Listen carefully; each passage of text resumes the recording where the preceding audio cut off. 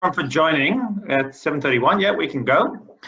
So I'm just going to save this one thing, so I want to share something with you. So tonight is actually part 2 of our Shabbat and technology, but if you were not here last time, that is fine, because we will quickly go over what we studied, and we're actually going to talk about some new topics today. So that is all good. So don't feel like you've missed out, although it was a really good one last time as well. We had some really good questions. So I see you all here, which is good. And I just want to welcome Ronnie as well. I think you might be dropping off at some stage, but just want to thank you, especially because Ronnie did a lot of the research for tonight's topic. He reckons he did it in a few minutes, but by the length of this book, it looks like it took him at least a day, maybe a few weeks, I'm not sure. But it's a very interesting topic, talking about technology and on Shabbat, or using it on Shabbat. Many ramifications about it, and Ronnie definitely has pulled together both some historic sources, in other words from the Torah and for the rabbis, but also contemporary rabbis and modern day questions, and obviously questions that did not exist at the time the Torah was given. But obviously we know, and we studied last week, that the Torah principles are relevant even today, and even the word halakha, as we mentioned last time, which means walking or going, follows everything we do. So you can actually use halakha even whatever question comes up. It's a type of law that can move with society changes and with technology. And that's what the great rabbis do when they are hit with hard questions. And tonight we will touch on topics, for example, using a Shabbat elevator, which is actually a real interesting topic. You might think elevators aren't that exciting, but it's actually a real interesting topic. We're going to talk about using hearing aids on Shabbat, both for the person wearing it and the person who talks to someone who needs a hearing aid. And we might talk about microphones, using a microphone in shul, because I know over the years, the board has suggested the rabbi use a microphone to make himself heard a bit better. I don't think Rabbi Holbrook needed it, but maybe some other previous rabbis needed it in the past. So we will touch on those topics, and also you'll see that it does touch on many modern day questions. So with that, we will start. And what I might do is just do a very quick summary of what we studied last time. And to do that, I'm just going to share my screen. For those of you that were here last week, you can call this chazara. Chazara is a really good thing to do when you are when you learn something. It's always useful to go over it again. So when you're studying in yeshiva, you're studying a piece of Talmud, it's always important to go over it again, because you know it even better. So this will just be a quick rundown from last time. As you will remember, can you all see that? The picture of the Mishkan, the tabernacle? You get a thumbs up? Yeah. So as you can see here, this is the tabernacle they used in the desert. It was the portable temple, and to build it and to deconstruct it every time they traveled and moved to the different cities over the 40 years, there were 39 categories of work that they did to do that. And that is where we get the laws of Shabbat. So you'll see here, for example, on the left side, plowing and planting and harvesting. They were types of work that they used to dye the wool and the materials on the Mishkan. So each one here is one of the categories. We won't go through them all, obviously, because that will take more than one shiur. But if you remember, we discussed plowing. Like plowing is one of the categories, and there's sort of subcategories as well. For example, digging a hole in your garden is a problem.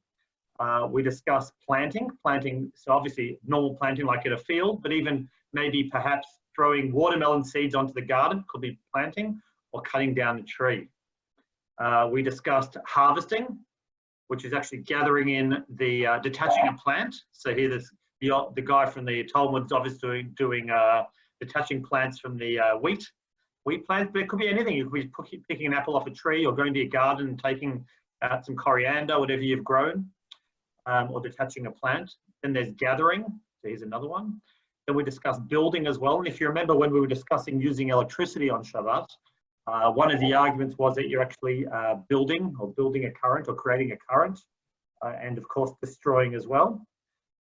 Then we've talked about kindling a fire, which is one of the other categories, or extinguishing a fire. So obviously to save a life, as someone asked last time, you can definitely extinguish a fire. The question is, can you light or extinguish a fire? And we said definitely not.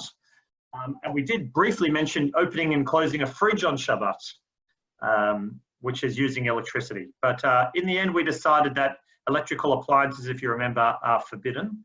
And there are many reasons for that. Another one just to remember, and I'm telling you these because we're going to use this knowledge tonight when we discuss many of the aspects. So just use this as a bit of a reminder of these important concepts. So did kindling a fire, extinguishing a fire, then this funny one called the final hammer blow, which is finishing off an object. And one of the arguments for using electricity or not using electricity on Shabbat is the fact that when you turn on an electrical appliance, you're finishing it off. You're closing the circuit, you're putting the current through it, and you're making it work. So and there are many interesting ones. So the final hammer blow, just finishing a utensil off, is one of the 39 categories of work. And an interesting one, which we're going to use tonight as well, is the reason we can't play musical.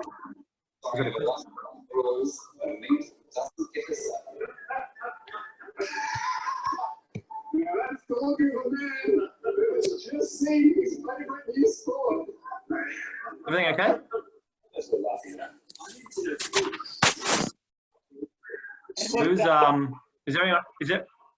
Is everyone okay?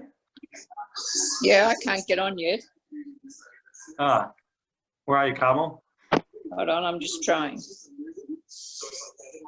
Don't know what's going on today. Hold on.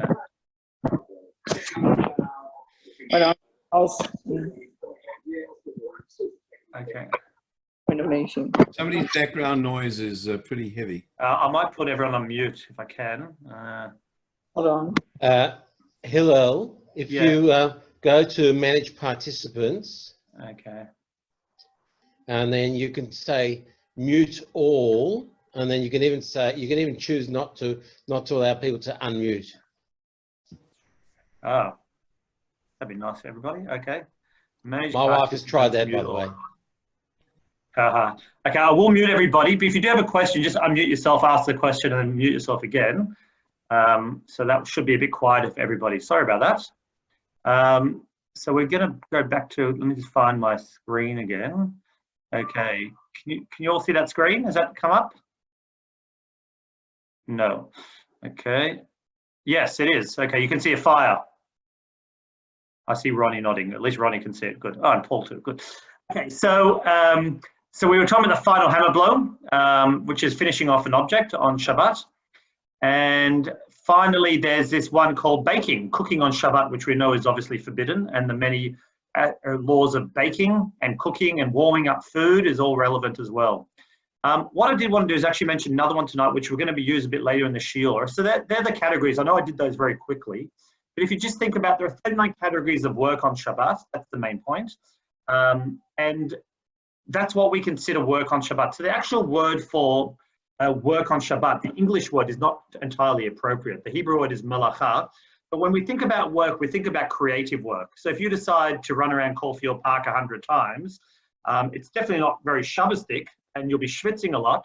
You probably actually haven't broken any laws because you haven't actually created anything new. In fact, you probably lost a bit of weight. So when we talk about creative laws, we're talking about cooking, we're talking about cutting things down, the final hammer blow, building, demolishing, anything that's sort of a creative type of work. So I'll just finally just get another screen on for you, just to show you another one or two which I think are important. And then we'll go on to the actual topics for tonight. So I hope they did make sense. I know I did those very quickly. So I just picked another one or two that we're going to be talking about. We'll come up in a second. So this one is actually ploughing a field. Is this the one we had before? No, there's one we had before. Whoa. I'll get the other one. I think I lost it. Hang on a second. You can see all my work here. I'm very busy person. I don't know how to file things. That's my problem. No, I can't find it. Anyway, it's not relevant. We can use it another time. I'll just stop the share now so you can see me. I'm back. So just to remember, there are 39 categories of work. And what we're going to do is we're going to use our knowledge to apply that to some modern day questions. The first one we're going to talk about is the Shabbat elevator. Now, many of you have been to Israel and you've probably seen Shabbat elevator? Does everyone know what they are? So it's basically an elevator that it works on Shabbat, but without touching any buttons. So, I mean, I'm not a big hotel stayer in Israel. I'm sure every hotel has one, but I have stayed in apartments there before, and every building has a Shabbat elevator. And basically on Shabbat, you can't touch any buttons. The elevator just goes up and down at each level by itself, opens the doors, lets people in or lets people out, closes the doors automatically. You don't touch it. You can't touch any buttons. They're actually turned off. And you just have to wait. And it's a bit annoying because if you're staying on the 10th floor and you want to get to the ground floor, you've actually got to stop and start at every single floor. Although some are a bit smarter, the one I stayed in went to floor 10 to ground straight away and then went up every level. So they are pretty clever. But the big question is, can you actually use a Shabbat elevator? So obviously using a proper elevator on Shabbat is a problem because we're pressing buttons and we're making lights go on and off, and you're calling the elevator, you're probably making a bit of a sound. It's all a bit of a problem. But the question is, can you actually go into a Shabbat elevator? And the article that Ronnie has kindly sent me, which is, I think it's talks about technology and halakha, but it actually makes a difference whether you're going up or down an elevator. And you think, well, what's the big deal? What's the difference between up and down? So, and they actually say that going up an elevator is less of a problem than going down an elevator, which is a bit counterintuitive, but I'll try to explain what I understand of it. And I see Ronnie's still here, so if I say something wrong, his head will go that way instead of up and down, and he can correct me. Or just say I'm saying the right thing, just to make me look good at least, because it is being recorded to the whole world, right? So, so going up an elevator is interesting, because what we're doing is, when you go up an elevator, the argument is you're actually not doing anything new. So if you think about what you might be doing on Shabbat in an elevator, you might be building a circuit. So we said electricity is creating a circuit or building a circuit, or you might be completing a circuit. But the thing is, with an elevator, when you're going up, the motor is already running basically full power.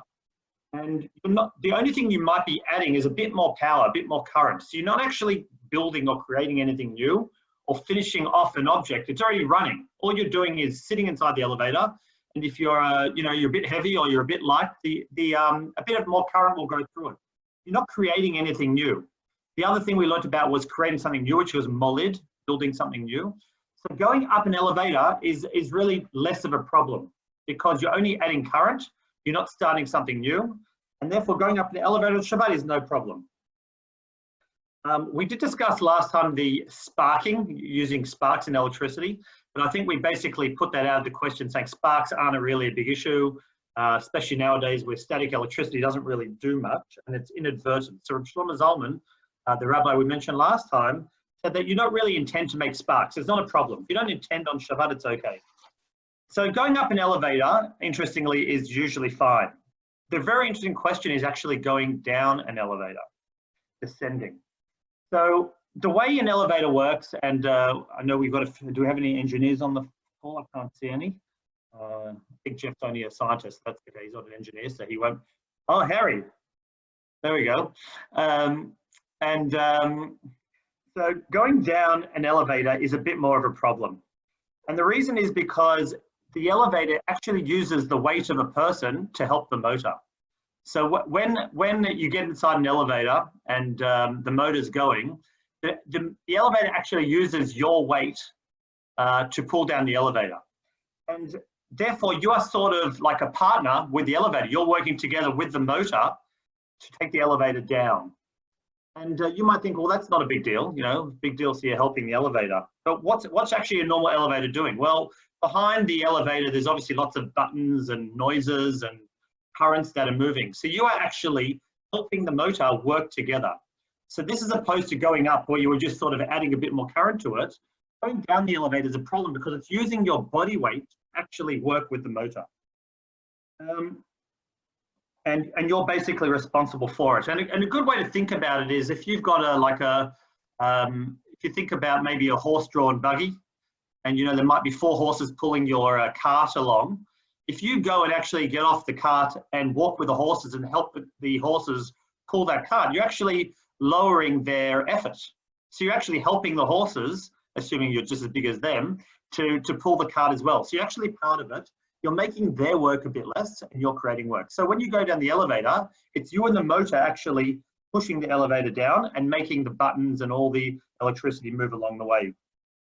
So you might say, okay, well, big deal, so you're helping. But the big question is, we know to do something on Shabbat and Malacha, you actually have to do an action. So to build a house, you've got to pull the bricks, you've got to cement it, you've got to build it up.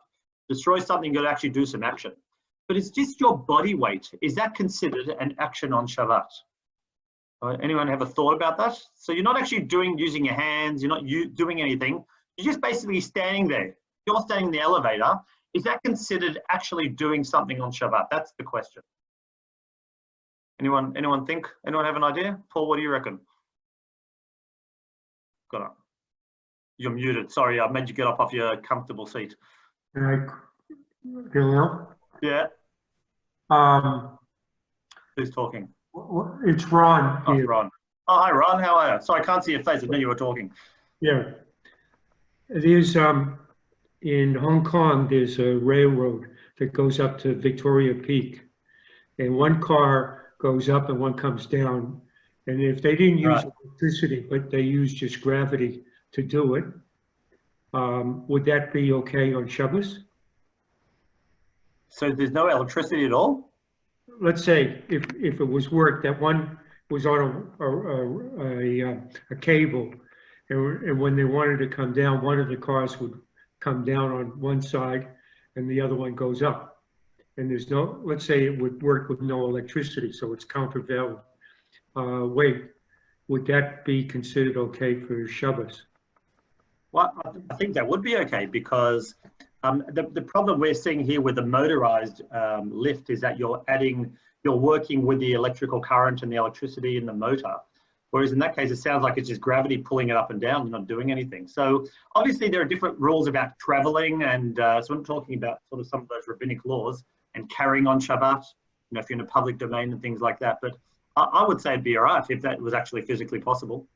Yeah, What do you reckon, Ron? actually, Do you agree? well, if I may just interject, the example is erroneous because I was there last year. Those two carts going up to the peak in Hong Kong are in fact both motor driven because you can't depend on the fact that the one going up is balanced by the one going down. So the example is wrong, but gravity might be all right. Yeah, good question though. Like in a theoretical world, it makes sense. And I was on that train as well, and it'd actually be quite interesting to the amount of people going in and out. I don't know how that actually worked that out with using gravity, but interesting question. I might add that in fact, that elevators work that way. Our engineer will know that, in fact, the elevator has what's called a counterweight. So they actually have, I suppose, almost equivalent of what Ron was proposing. They do have a counterweight. Otherwise, the motor would struggle when you've got a lot of people trying to lift up. So it actually has a counterweight that balances, and therefore people going in and out don't add as much to the weight as you would think.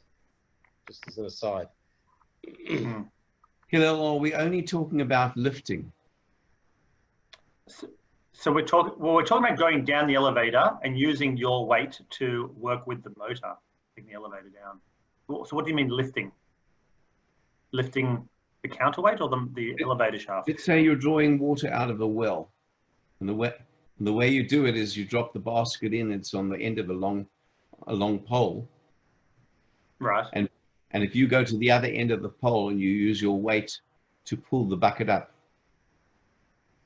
Oh, right. Okay. Interesting. So you've got a Yes. Well, I think that's going down into into the well, and you're on the other end, and you pull it up. Okay, so that's a very good question. That is more a specific action. So by doing that, you're pulling using your hands or your body to actually move the bucket up. And in that case, I mean, there you have to talk about transferring from one domain to another. So you obviously can't carry from a public domain to a private domain, or from one private to another private. There's no Eruv. So that's a different question about moving things from property to property. Okay. But in this case, you're actually using an action. What I'm talking about is actually more like an indirect action. And I'll give you an example in a second, which may answer your question, Paul. So one of the interesting, what's an old example, but we'll use a modern one as well. But if you're standing, if you're in like a grape press, like a vineyard, let's say, and there's a beam hanging over these grapes, right? They're just sitting there.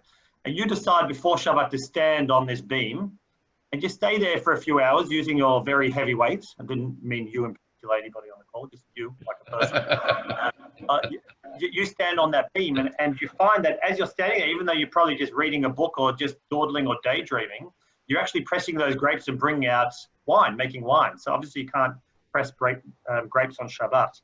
So you're not doing anything, you're not using your hands, you're not squeezing anything, you're just standing on a beam, and out comes wine. Is that considered like you've done an action? Actually do threshing on Shabbat. We mentioned threshing before as a category of work. So that's an interesting question. And I won't give you the answer yet, unless you think you know the answer, you can put your hand up. But, Hillel, that's presuming that pressing grapes is not the same as making wine. I have to be honest with you. I know it's a moot point, but all you're doing is making grape juice. Right. Well, the problem is you're correct. You're squeezing, which is the problem on Shabbat. I've seen wine being made before. I've seen Debbie's grandfather make it. He uses his bare feet and stands on the grapes, and you know, it's all the taste and the feet which make the wine. I know that.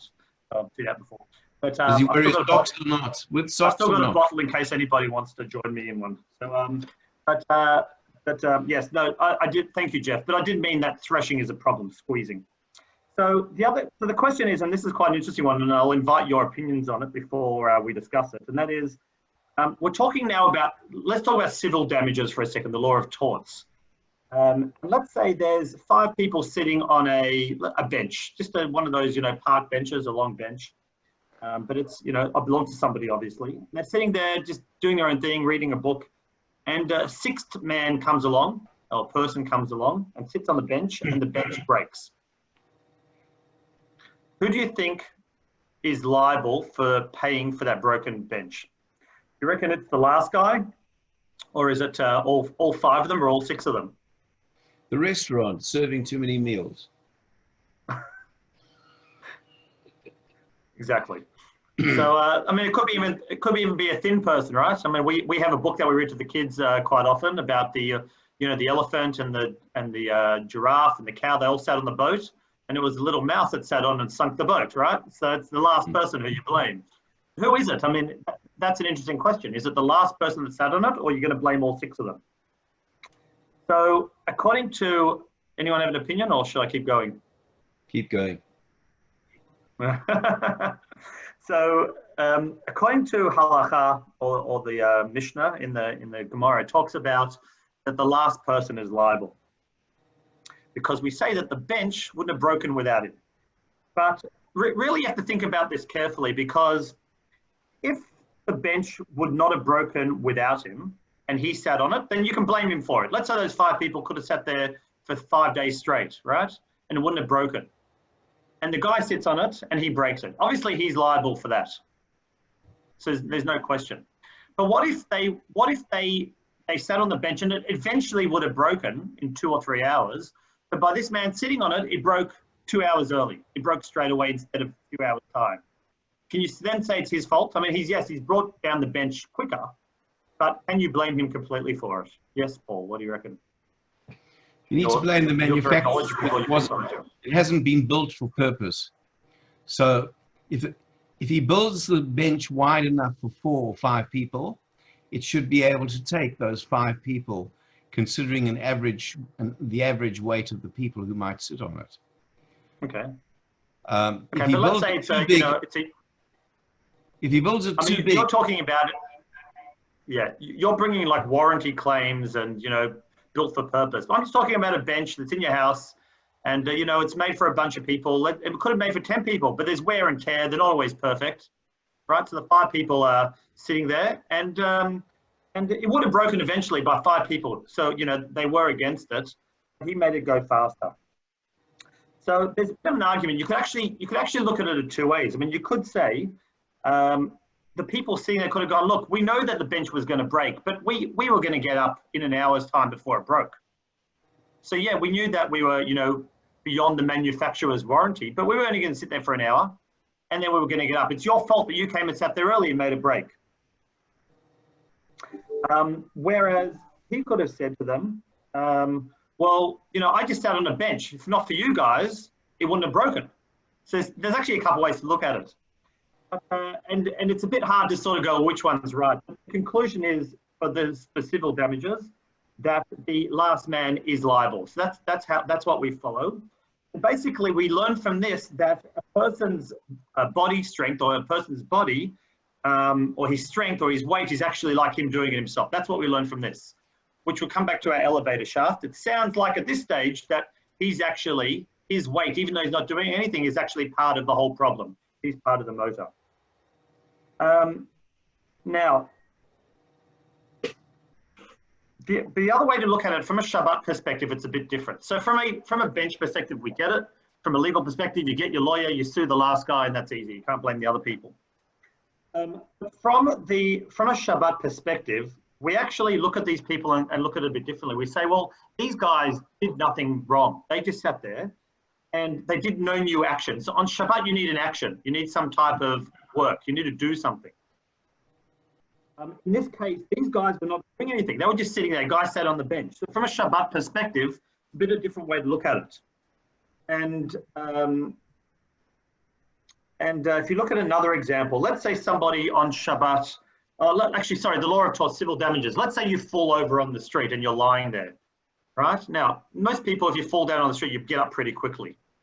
But what if you just decide, you're a bit hurt and you're a bit tired and you decide just to stay on the street where you are? And then someone comes and falls on top of you, falls over you. Who do you think is liable in that case?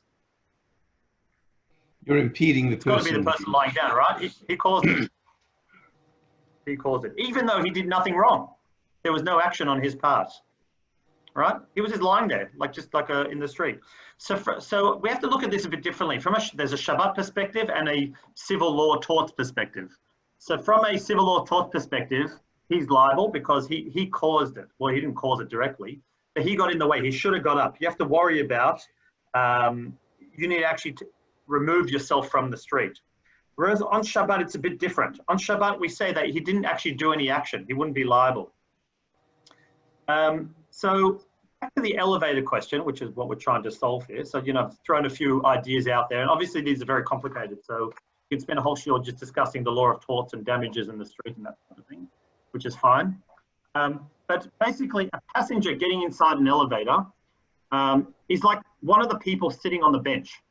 So basically doing nothing wrong. Because without the motor, nothing would have happened. If you just get inside an elevator, right? I've done this at work plenty of times. I'm going to work on the 28th floor, not sure, my other role. You can get in an elevator, and if the motor's not working, it's going nowhere, even though I'm pretty heavy and I could, at least 100 kilos, I could push the elevator down. It doesn't work. You need the motor. So the motor is actually like that last person sitting on the bench. So if you consider getting into an elevator, you're just like one of the five sitting on top of the bench. The motor is that additional person that makes it go. So from a Shabbat perspective, we're saying that the people on the bench are not liable. They've done nothing wrong. It's like getting into an elevator. And that's really the answer to why we can theoretically get into a Shabbos elevator. So we look at the law of torts, the law of civil laws, and the laws of Shabbat a bit different. On Shabbat, you actually need to do an action, not just sit there and do nothing. So you're almost like you're sitting on the bench as one of the five people. Can you get into an elevator? Getting into Can you get in? Can you get into? So you can get into. You can't get into it. So on Shabbat, on a Shabbat elevator, you can. Yeah. But Yeah. what if somebody it's an ordinary elevator and somebody gets in before you? Are you allowed to go in? No. But I think they add all the weights together. So the more weight they have, the more you're adding to the motor. Oh, I see. Okay, Yeah. thanks. So But I think what Esther might be it's one. saying, what Esther might be saying is you're standing next to a person at the elevator door. Yeah. They press the button, they're not Jewish. They press the button. You walk in with them. Is that okay on Shabbos? No. No, well, I think if it's not a Shabbat elevator, then you're actually using electricity in the elevator. I mean, the doors aren't working properly. So we'll soon see what the laws of a Shabbat elevator do. But if you just think of a normal elevator, like in modern day buildings, there's a lot of electricity that's going on. So the buttons being pressed, there's the doors that have the, what are they called there? I don't know, not X-ray vision, the laser beams, whatever it's called. Yeah, you sure? Yeah. So lights go on and off, you know, the floors go up and down. So by you putting your weight inside the elevator, you're actually adding to it. And that's why we need to have the Shabbos elevator. So Okay, thanks, Joel. yeah, that's okay. Do you want to add something, Ronnie? Yeah, You look like you've got some. Hillel, what would that go the same thing if we have an escalator? Well, I don't think an escalator works by weight, does it? Well, it would be the thing, you step, it may be continuously going, but they would exert more energy from the motor because of your extra weight. Mm. So perhaps I will make a comment. Escalators typically have, this is my, Harry, you'll appreciate this is my mechanics background. Escalators typically have a motor that uses a fixed amount of torque. Jeff, torque, remember? Fixed amount of circular motion, that's right, circular force actually. So the number of people on the escalator typically doesn't make a difference. So if you have a lot of people on the escalator, escalator may actually slow down slightly, but you wouldn't even notice the difference. So it's the people on an escalator actually make no difference. And Ron, where I might make a comment about an escalator is typically they have what we call a photoelectric cell, or used to be called electric eye, that's it, which has something that tells and senses every time someone gets onto the escalator and off the escalator. Triggering that could be an issue, I must admit, because use of electricity is not a problem on Shabbat. The problem is operating it, doing something that changes the electricity usage. And so intercepting the photoelectric cell, PEC as they used to call it, intercepting that may be a problem. And Esther, that comes back to a very clever question you asked about getting into an elevator that someone else has already operated. So you didn't touch the buttons. Someone else is at your floor. Conveniently, they're getting off your floor, or you got off the same floor as them and walk up another floor, whatever. So you operate nothing.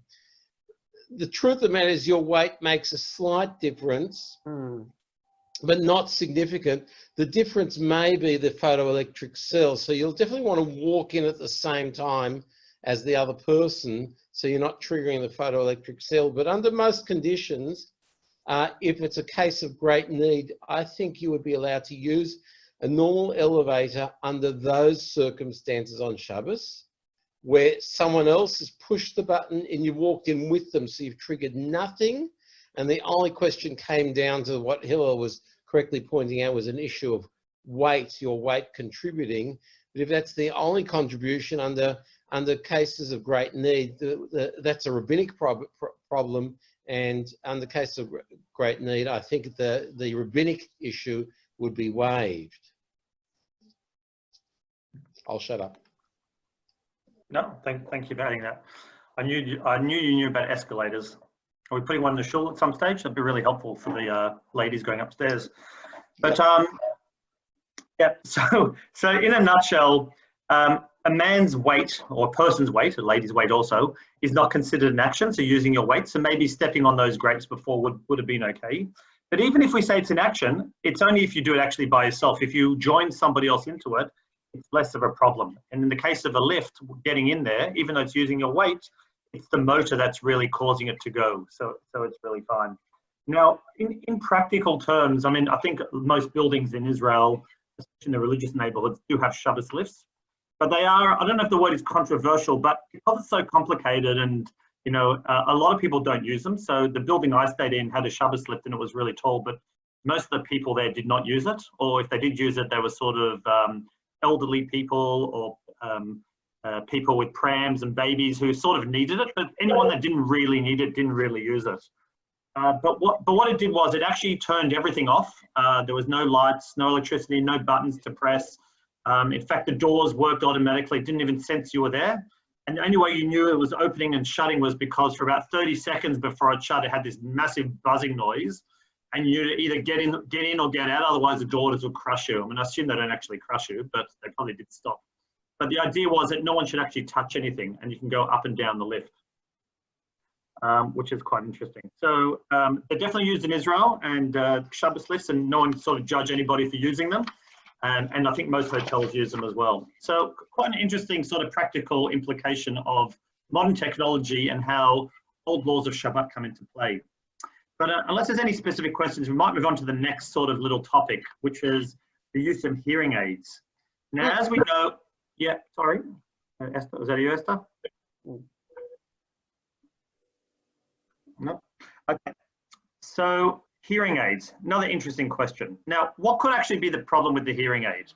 Can anyone sort of think of some things we've learnt about over the past half an hour and last time as well? So turning them on, actually switching the hearing aids on.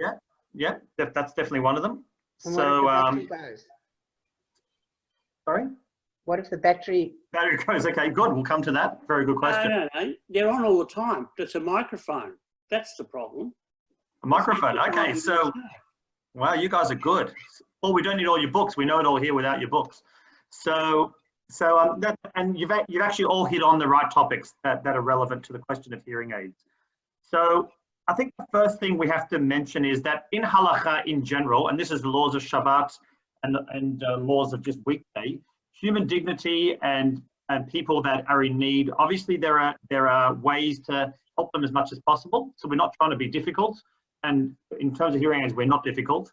But human dignity is very important in halakha. And many of the things we're learning tonight are not only Torah laws, but rabbinic laws. And sometimes with rabbinic laws, there's a bit of leeway to help people as well. So just bear that in mind as we go through the laws. So this is more like a hypothetical, interesting discussion about how we use halakha in modern day technology. But you know, in real life, obviously there's many things we can talk about as well, and we've all mentioned those as well.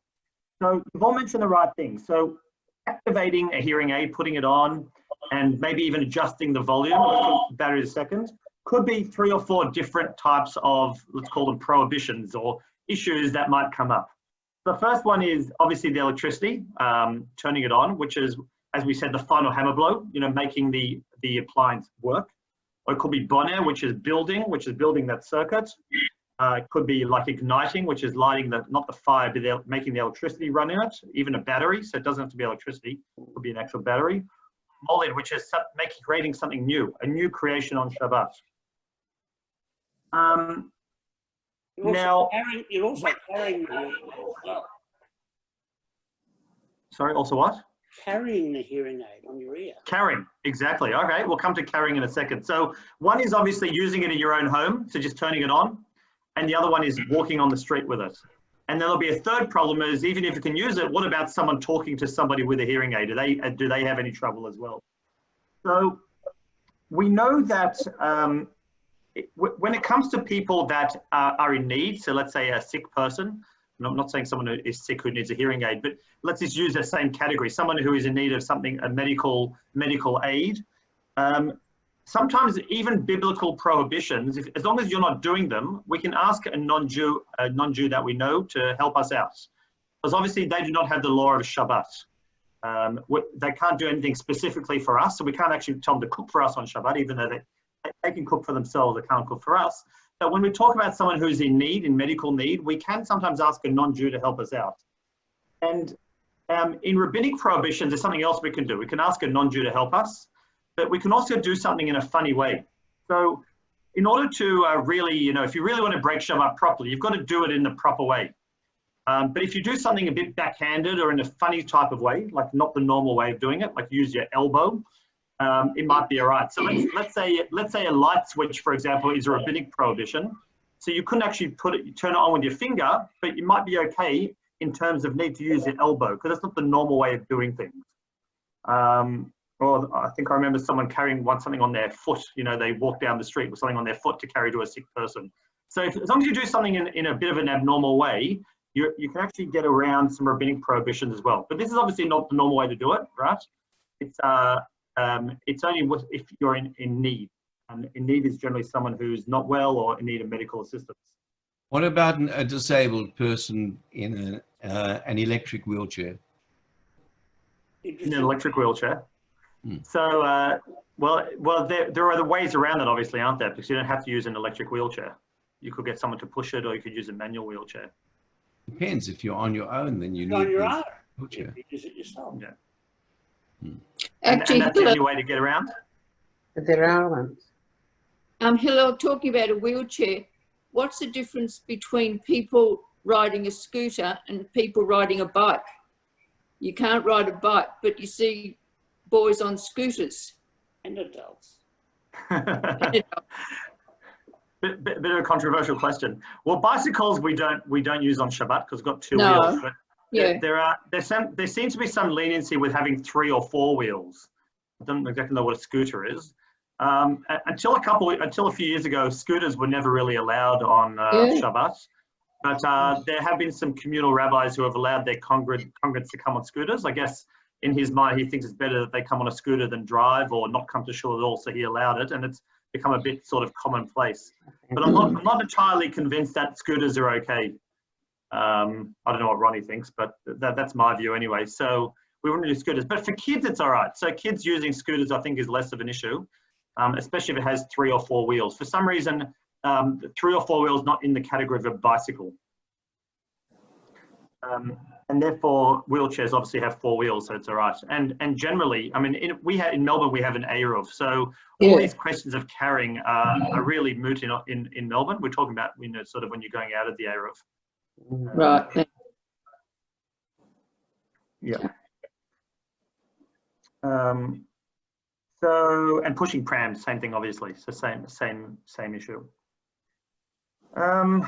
Okay, so what we're talking about here then is putting on a hearing aid before Shabbat. I think we can definitely be lenient, but adjusting the volume may be a problem. Adjusting the volume is actually doing something a bit different because you're obviously increasing the flow of current going through it. Replacing the battery is a problem because then you are doing something new. You're actually putting a new creation. So it's not something that's been on from before. So if you put your hearing aid on before Shabbat and left it on, there's no problem, right? According to those opinions. But actually putting a battery in is a new creation. You're starting from scratch, making a new sort of electrical appliance. So I guess if you do need it, and as we said before, for people that need it, there are leniencies. So you could ask maybe your non-Jewish neighbor to do it for you, or do it in an unusual manner. I don't know how you do that. Maybe put the battery in with your mouth. I don't know. I'm not really expert in using hearing aids and how small the batteries are. You wouldn't want to swallow it. There might be a way to do it in an unusual manner, which would be all right.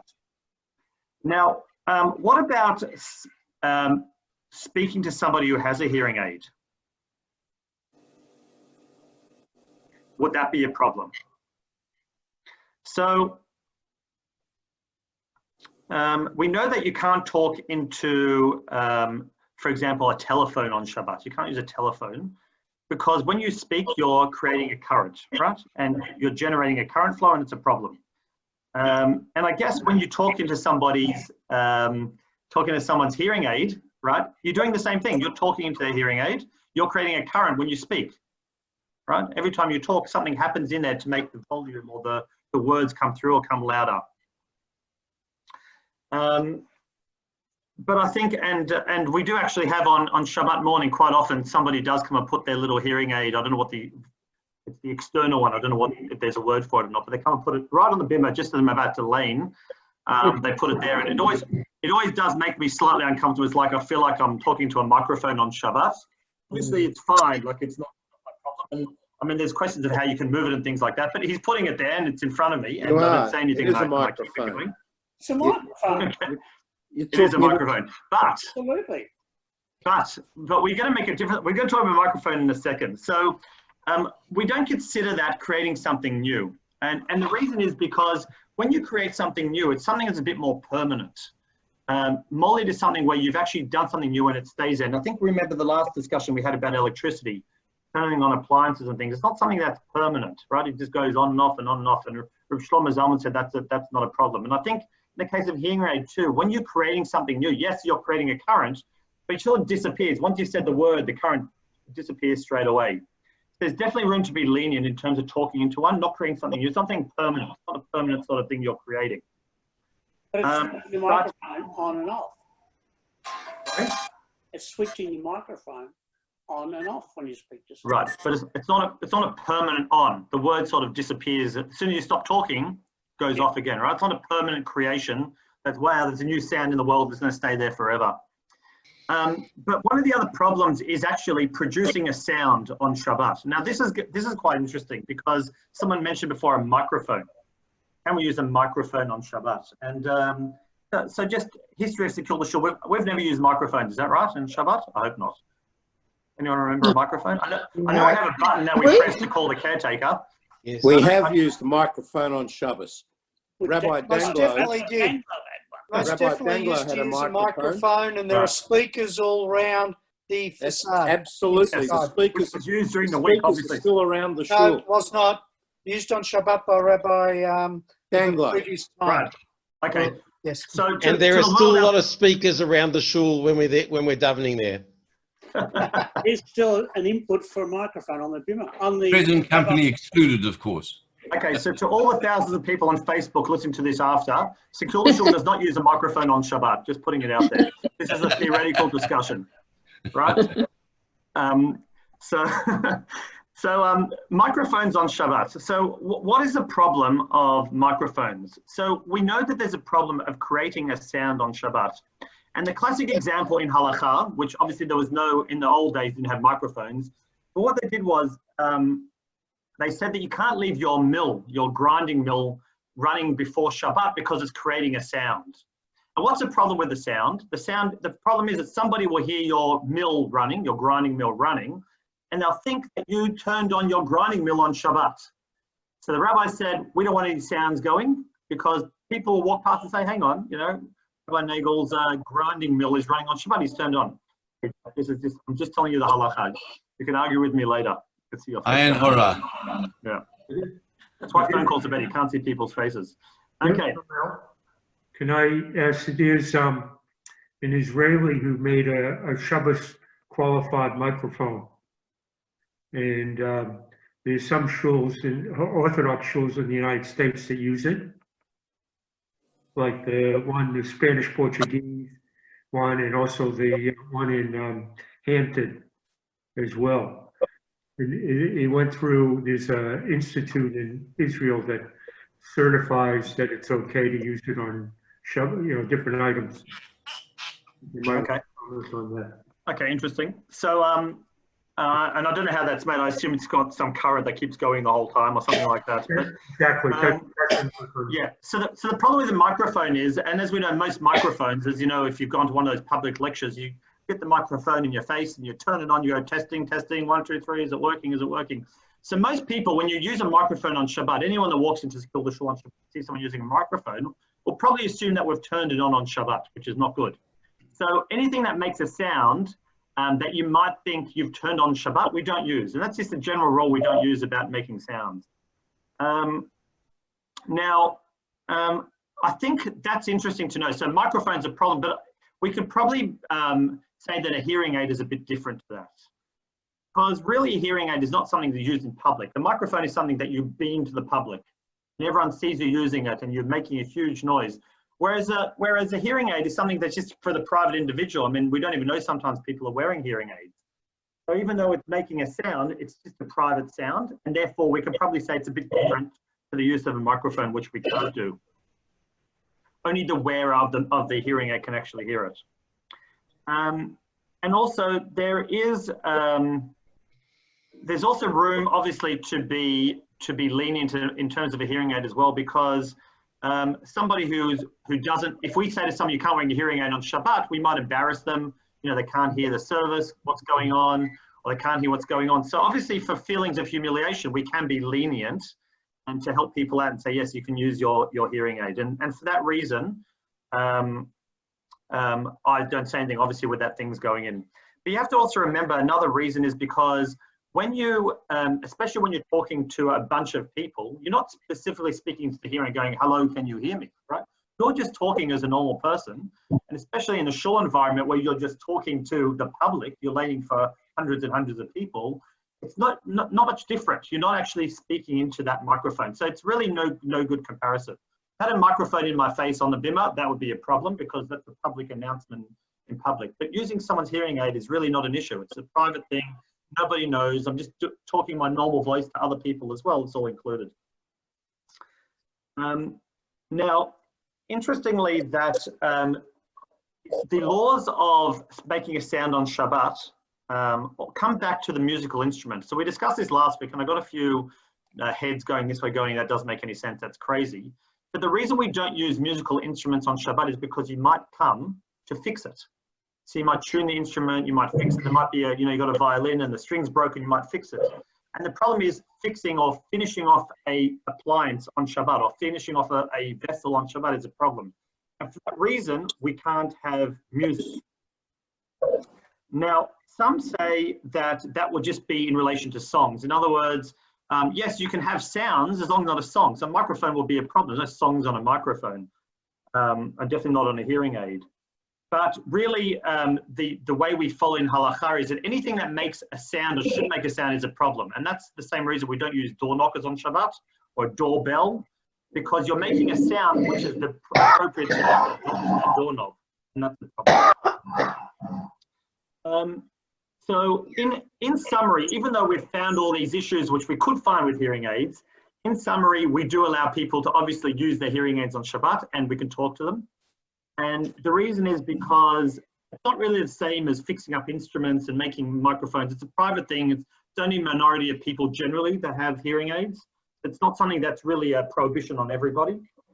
But also because it does help people from a medical perspective, whether that's, to save embarrassment or to help their lives, or even, it could even be more serious than that. If someone's not wearing the hearing aid and they cross the street and they can't hear the traffic, it's a problem on Shabbat where we walk. So definitely there's room to be lenient and we do allow it as well. But as I said before, maybe changing a battery should be done in a different way, or maybe a non-Jewish neighbor could come in and help you out because it's obviously not a problem.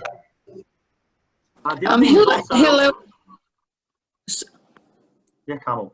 I was going to ask you, these Shabbat lamps where you move the slide to bring the light on, how do they sort of work with Shabbat? Because you're actually bringing the light on, even though you're just sliding. It's a good question. And when you see it the first time, you think this should be forbidden. This can't be right. But a Shabbat lamp is really interesting. So basically, it's a lamp like a normal Yeah. It's a normal lamp. Like a desk lamp. Like a desk lamp. Yeah, but the light stays on the whole Shabbat. It doesn't move. Yeah. So the light bulb is actually on the whole time. All you're doing is covering the light with this sort of lid. So you sort of twist it and you're covering it. Inside, if you lift that lid up, the light is still on. So you're actually not turning on or off the light. So you're allowing light to come in and out of a hole of your lamp. You're not actually doing anything wrong. The light is on the whole time. Right. And the reason why we never thought that before is because light bulbs are really hot. So if you covered it up, the thing would blow up. Hillel, I have a question. But this is a really interesting creation. Yes, Jeff. Covering up the light on a lamp that's already on is identical to breaking a light beam in walking on an escalator.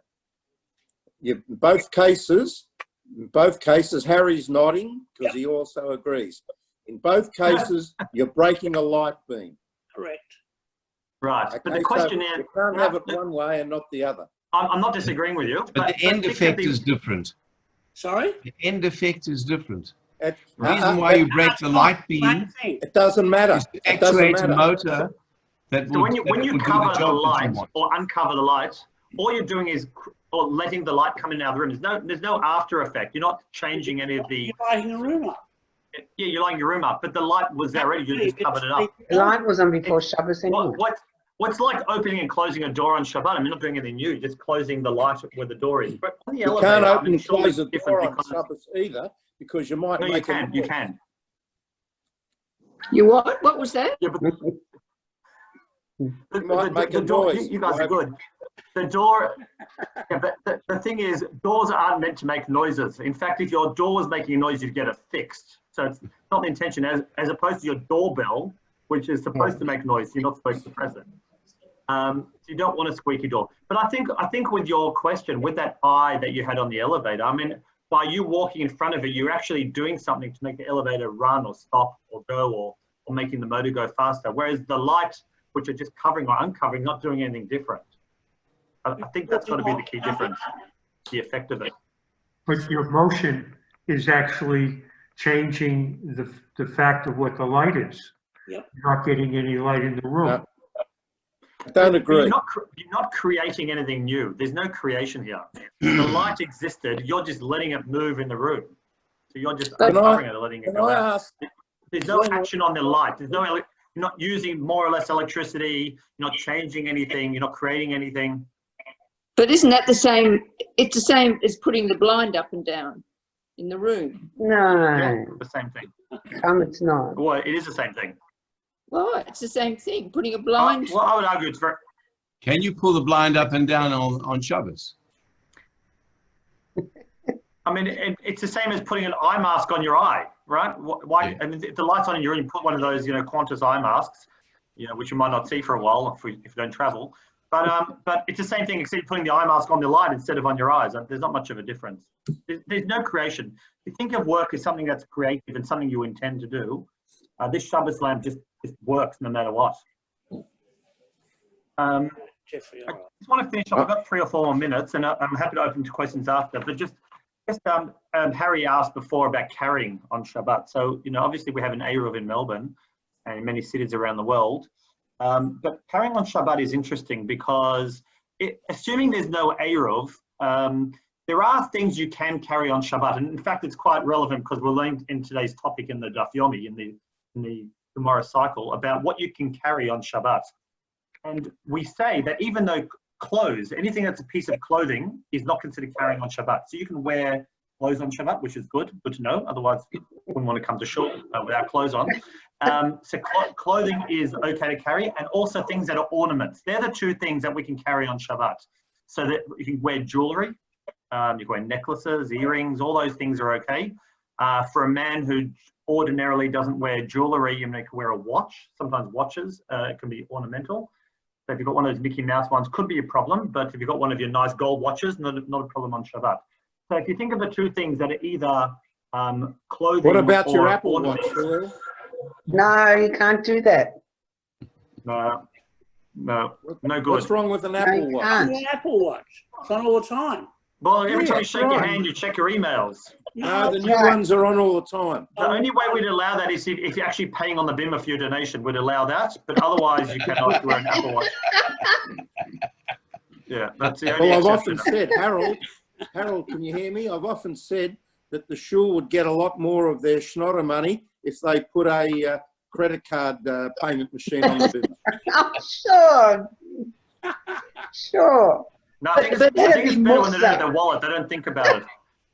But hello, If they have you their can credit card, they just swipe it. This way, we can encourage people to give more. I'll try. Next time we're in shul on the BIMA, when you're a Levi, I'll encourage you. I'll try it out and you'll see if it'll work without the credit card. Can someone go around and check on Len? He hasn't moved in about 20 minutes. He's fallen asleep. Len, are you there? leave. Leave. Len's asleep. Hillel, but you can He's not, he's just moved. He's all right. Len's all right. Hillel, Okay, so just to finish off, so a good example is glasses. So wearing glasses on Shabbat, even though not a piece of clothing, we wear them. So people that wear glasses normally can wear their glasses on Shabbat, although it may be different. And the main reason for these things is because we're worried that people will take them off and show their friends, or they take their jacket off and carry it. So that's a bit of a problem. So ornaments and clothing are okay, and hearing aids would be in the category of clothing, something that people wear. So we also know a similar rule is actually wearing someone who has a walking cane. So there is actually an allowance for somebody who uses a walking cane to normally walk to actually carry that on Shabbat, if that's how they normally walk. And this would be similar. If it's the way they always walk with their hearing aid, it's not a problem. Hillel, can I Hillel, I got a question. I will stop there and allow for questions. So you go first, Ron. You're always a man with questions. Go for it. Can I wear my key? So instead of carrying my key, can I put it on a safety pin and attach it to my clothing? Ah, very good. So, well, not a safety pin, because that's not, you can make your key into an ornament or a piece of clothing. So what most people do is either they wear their key, I've seen it before as a tie pin or something, like a nice ornament, and it's in the shape of a key. But the most common one is actually the Shabbos key belt. So it's a belt that you wear around yourself, and the key is part of the whole belt mechanism. And that would be okay, because that it would be a piece of clothing. I think, Ron, you wear one, do you? Do you wear a Shabbos belt? I think I've seen you wearing one before. I have memories of the late Effie Ehrman describing how his mother used to sew his handkerchief onto his sleeve so he could have a handkerchief when he went out on Shabbos. Being sewn onto the sleeve was okay, but not in the pocket. No, thank you. Right. My grandparents did that. They tied their handkerchief around their wrist on Shabbos. That's right. And then you have to put the hand in their pocket. Yep. Okay. His mother used to do that, yeah. But you can also carry food if it's going to be eaten on Shabbos. Hello, can't you? You can carry food to if it's going to be eaten on Shabbos. No. So, well, no, not outside an Eruv, no. No. In the Eruv. In the Eruv. If you're going to my house, you can take food. Yes, so definitely in an Eruv there's no problem carrying food. Yeah. So the two problems of carrying are carrying from a public street to a private house, and the other way around as well. So the Eruv allows us to carry from a street into a private house. So basically we become like one big happy family. Yeah, I mean, it's very the laws of carrying are very complicated, the laws of Eruv as well. You know, and when we say public street, we don't really have many in Melbourne. Public is something that's like a highway. It only really like Dandenong Road, which is a public street. All other streets are considered like this sort of intermediary type of thing. But we probably need a whole shield just on that. Yeah. But, so any other interesting questions? These questions are really good, by the way. Thank you for these questions. So I think what we've seen from this is that the laws of Shabbat, even though they're written thousands of years ago, can be applied to modern day, and they're applied in a very practical way. So we do use sort of the old ideas and the old issues to make it apply, and we find sort of novel ways to either allow things or not allow things, or how to use things. So, you know, the Shabbat elevator and the Shabbat light that we were talking about before, and the Shabbos belt are all sort of novel ways to help, you know, enjoy our Shabbat. But they've got to be done with proper rabbinic authority, and they're obviously, you know, I'm just sort of touched on the laws. I mean, these are very complicated. I think there's even a Machon in Israel, I forgot what it's called, Machon Technology or something like that, where they study all these modern day technologies and how they actually apply and write articles about and like that. And as you know, different rabbis disagree with different things, so you're not always going to find one opinion. But as I mentioned last time, what you need to do is find yourself a rabbi, a local, competent Orthodox rabbi, if preferable, if possible, and ask all your questions. Oops. Frozen. And to ask all your questions of the person from whom you want to get the right answer. He's back. It's like going from doctor to doctor. Eventually you find the doctor that gives you the right the diagnosis that you like. Or ask the same doctor twice for a second opinion. I think we apply that. You're ugly as well. I think we apply the same principle when we hire our rabbis.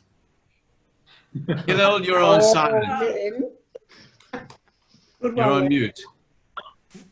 Ronnie, I was going to say, yes. I got to choose your rabbi wisely and stick to one rabbi. It'll make your life much easier. tell me, if we had the energy, electricity came only from the sun, solar energy, would that make a difference in terms of how we can interpret it for Shabbos? That's another shiur. green energy in Shabbos. All right. Well, we'll take that one on notice. We'll have a discussion around that another time, I think. So in a few weeks' time, we're going to have, there are a couple of interesting topics coming up for Shavuot, and then we're going to come back to some other technological questions in Halakha, not necessarily just Shabbat, more general as well. So that's in a couple of weeks. So just please join us. You've all been great. Great questions. Interesting. And hope we all learned something tonight. I definitely learned something from your questions. That's amazing. Thank you.